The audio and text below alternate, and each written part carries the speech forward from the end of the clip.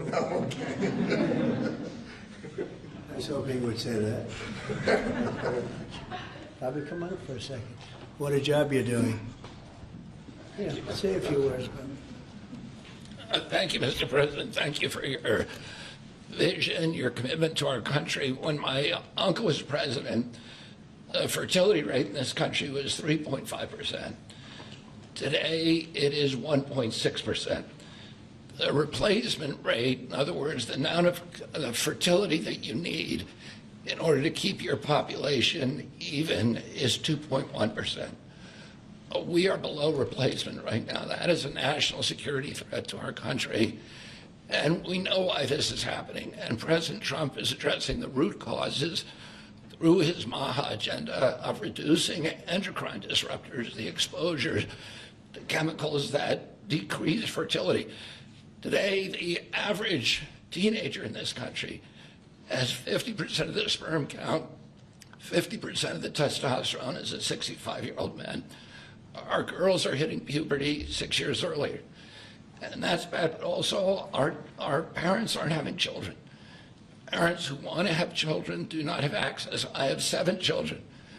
I feel that God has blessed me with that, and I can't imagine how different my life would be if I did not have that blessing.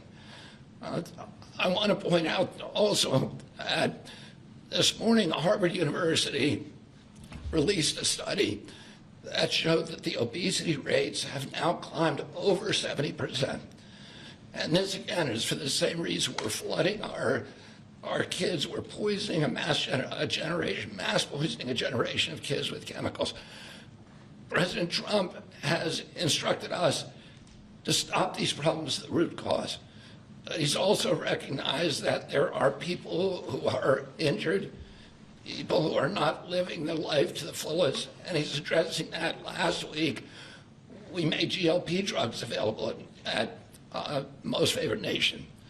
And this week, it's IVF.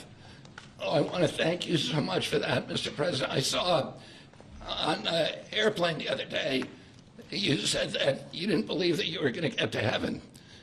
You're doing God's work here. You've made peace in the Middle East, which is beyond anybody's imagination. And now you're giving millions of Americans a chance to have babies. And you're doing this while the government is locked down by the Democrats. But this administration has not stopped working for the American people. And that's because of your energy, your commitment, your vision, and I want to thank you for allowing me to be part of it.